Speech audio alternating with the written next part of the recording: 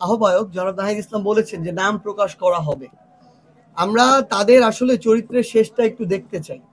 কারণ তারা যখন এখন বিপ্লবটাকে, গণ অভ্যুত্থানটাকে ধারণ করে তাদের যেভাবে বোল্ডলি এক একটা সংস্কার করা দরকার ছিল, এক একটা সিদ্ধান্ত নেওয়ার কথা ছিল, যেভাবে আমরা প্রত্যেকটা জায়গায় যে অপকর্মগুলোর বিরুদ্ধে মানুষ রাস্তায় নেমেছিল সেগুলোর শেষ দেখতে চেয়েছিলাম, সেগুলো যখন আবার সামনে আসে তখন এই গাফিলতির দায় তাদেরকে কিন্তু নিতে হবে।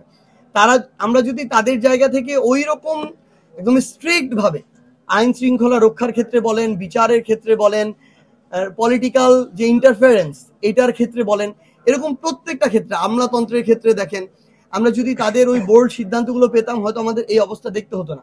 আমি একটা কথা বলেছি যে আমরা হয়তো অভ্যুত্থান পরবর্তী সময়ে বেশ কিছু পুলিশের সদস্য কিংবা অন্যান্য বাহিনীর সদস্য যারা জনগণের আইন শৃঙ্খলার সাথে সম্পৃক্ত, তাদের থেকে আমরা তুলনামূলক অনেক ক্ষেত্রেই ভালো ভালো আচরণ পাচ্ছি।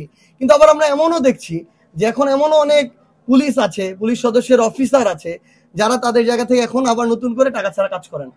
সো আলটিমেটলি তাহলে আপনি তার বিরুদ্ধে ব্যবস্থা নিতে পারেন নাই। আপনি যদি বলেন যে না আমি জানি না, আমার কাছে তথ্য না, এভিডেন্স, তাহলে আপনি আসেন কেন? আপনার গোয়েন্দা সংস্থা আছে কেন? যদি আমার এভিডেন্স দিতে হয় তাহলে আপনি কি কাজ করেন? তো এই জায়গাগুলোতে আমরা যেটা দেখেছি সবচেয়ে সমস্যাটা হয়ে গেছে গোড়ায় কিভাবে অভ্যুত্থান পরবর্তী বাংলাদেশে সিভিল সার্ভিস থেকে শুরু করে প্রশাসন, পুলিশ থেকে শুরু করে বিভিন্ন বাহিনীতে যদি 1000ও কালপ্রিট থেকে থাকতো, যে দলীয় বাহিনী হিসেবে কাজ করেছে, আওয়ামী বাহিনী হিসেবে কাজ করেছে, যে মানুষের সাথে অন্যায় করেছে, তাদের বিরুদ্ধে যদি দৃশ্যমান বিচার হতো, ব্যবস্থা হতো, তাহলে অবস্থা দেখতে হতো না। তারা প্রথম ফেল করেছে ওই অগাস্ট সেপ্টেম্বর মাসে, তারা এই ব্যবস্থাটা নিতে পারে না। এখন পর্যন্ত তাদেরকে পেলে পুষে রেখেছে। তারা এতদিন চুপ ছিল, এখন দেখছে যখন কিছুই হচ্ছে না, তারা এখন তাদের আগের কাজে করা শুরু করেছে। এই জন্য আমরা মনে করি যে আমাদের যারা উপদেষ্টারা আছেন তারা হয়তো ভাবছেন যে এখন তাদের পক্ষে হয়তো বা আবার ওই বোল্ড হয়ে যে সিদ্ধান্তটা নেওয়া দরকার ওইটা করা সম্ভব নয়। এই জন্য তারা কিভাবে সসম্মানে এখান থেকে একটা নির্বাচনের মধ্যে দিয়ে যেতে পারেন হয়তো এই চিন্তা করছেন। কিন্তু ব্যাপারটা হচ্ছে নির্বাচন দিয়ে দিলে সম্মান বেঁচে যাবে, এই চিন্তা যেন তারা না করে।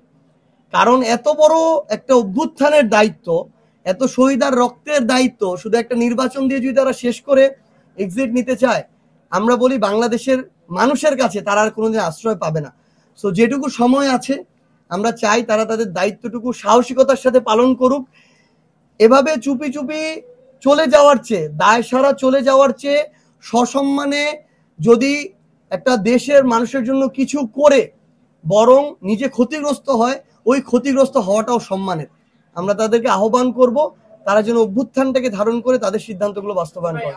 আমাদের যে জুলাই সনদ, এটার আমরা আইনগত ভিত্তি পাই, যেই ভিত্তির মধ্য দিয়ে আমরা আগামীর যে নির্বাচন, সেই নির্বাচনের দিকে যাব। এবং আমরা যদি দৃশ্যমান বিচার দেখতে চাই, ভাই আপনি আমাদেরকে 1000 মামলার রায় দিয়ে দিতে পারবেন না, আমরা এটা বুঝি। কিন্তু আপনি যদি আমাদেরকে গুরুত্বপূর্ণ কিছু মামলার 50-100 আসামি যারা খুনের সাথে সরাসরি সম্পর্কিত, যাদের নির্দেশে হত্যাযজ্ঞ হয়েছে, আপনি যদি ওই শেখ হাসিনা, কামাল, আরাফাত, পলক এদের আপনি বিচারের রায় কার্যকর আমার সামনে না দেখাইতে পারেন, তাহলে আপনি কিভাবে প্রত্যাশা করেন যে বাংলাদেশে সবকিছু বাদ দিয়ে খালি একটা নির্বাচনের দিকে সবাই চলে যাবে? এটা সাধারণ মানুষও তাদের জায়গা থেকে মেনে নিবে না। সো আমরা ওই অন্তত যে গুরুত্বপূর্ণ যে বিচারিক যে রায়গুলো, আমরা সেগুলোর দিকে তাকিয়ে আছি, আমরা জুলাই সনদের বাস্তবায়নের দিকে তাকিয়ে আছি। আমরা মনে করি যে এগুলো যদি সরকার তার সময় গুছিয়ে নিতে পারে এবং যে রাজনৈতিক দলগুলো তারা যদি এক্ষেত্রে সহযোগিতা করে সামগ্রিকভাবে, তাহলে আমাদের মনে হয় যে ফেব্রুয়ারিতে নির্বাচন হতে কোনো বাধা থাকার কথা নয়। কিন্তু তার পূর্বে এই শর্তগুলো ইম্পর্টেন্ট, লাইনটা যেন এমন না হয়ে যায় যে ফেব্রুয়ারিতে নির্বাচন হতে কোনো বাধা থাকার কথা নয়, কারণ এই জিনিসগুলো খুবই রিলেটেড এবং খুবই ইম্পর্টেন্ট।